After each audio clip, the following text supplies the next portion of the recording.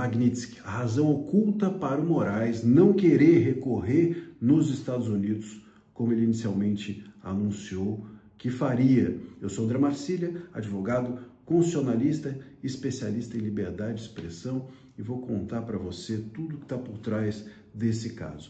Veja só, inicialmente o STF anunciou que recorreria lá nos Estados Unidos da aplicação das sanções da Magnitsky. A própria AGU, que enfim tem se portado de um jeito lamentavelmente subalterno ao governo e também ao STF, já inclusive se propôs a monitorar ações contra o Moraes nos Estados Unidos, da Trump Media, da Rumble e outras coisas mais. A AGU se propôs a recorrer contra a aplicação da Magnitsky lá fora, nos Estados Unidos. E por que agora desistiram disso, né?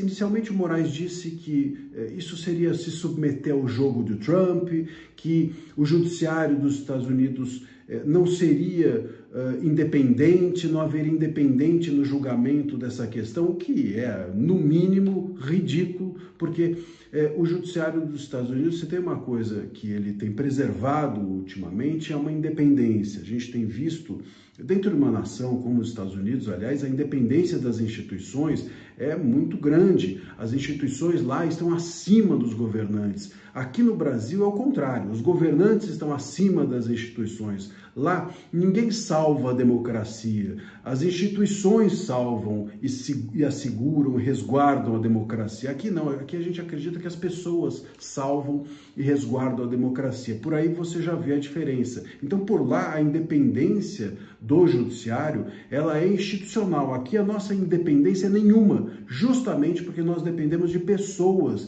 E aqui a pessoa que está à frente do judiciário, que é o ministro Moraes, ele não tem independência nenhuma, zero ou menos 13, como diz um grande amigo meu, o Serrão. Então, a gente precisa entender que dentro do cenário de lá, essa desistência tem a ver com outra coisa. E qual é a coisa? Por que eles desistiram, afinal, então, de recorrer lá?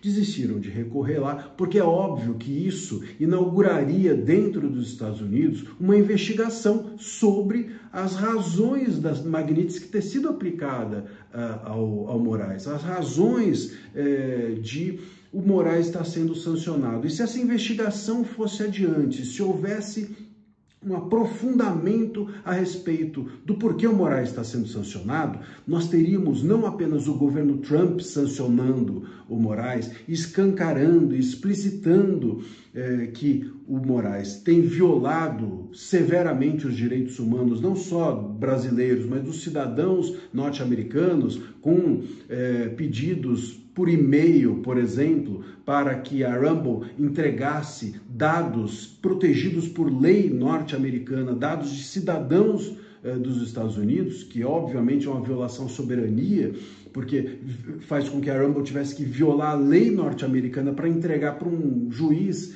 brasileiro, por uma decisão monocrática mandada por e-mail, dados protegidos lá nos Estados Unidos. Quer dizer, é óbvio que isso é uma violação, e esse processo, se iniciasse lá pela AGU, no curso dele, os Estados Unidos exporiam mais uma vez as ilegalidades, irregularidades, inconstitucionalidades, autoritarismos e censuras praticadas pelo nosso STF, sobretudo pelo ministro Moraes. Então, acabaria sendo um tiro pela culatra, porque o recurso, não é que ele não teria independência, mas ele, aprofundando as razões da aplicação da Magnitsky ao Moraes, nós teríamos mais um documento norte-americano explicando o porquê que o Moraes é um violador de direitos humanos, porquê que o Moraes tem sido realmente merecidamente sancionado pela Magnitsky.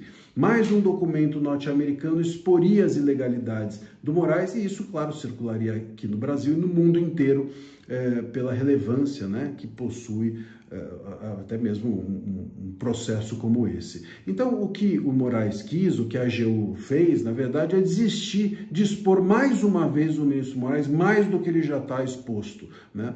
Mais uma vez, quis proteger o Moraes de expor os abusos que justificaram a aplicação da Magnitsky. Então, seria o governo norte-americano dizendo que a Magnitsky foi bem aplicada e teríamos o judiciário também dizendo que a Magnitsky foi bem aplicada. Por isso que eles desistiram.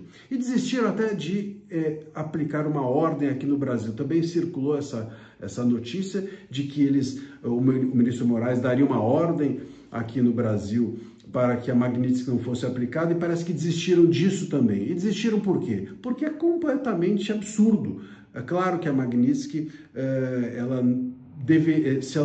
se tivesse uma ordem aqui impedindo dela ser aplicada, os bancos, por exemplo, que recebessem essa ordem, quebrariam.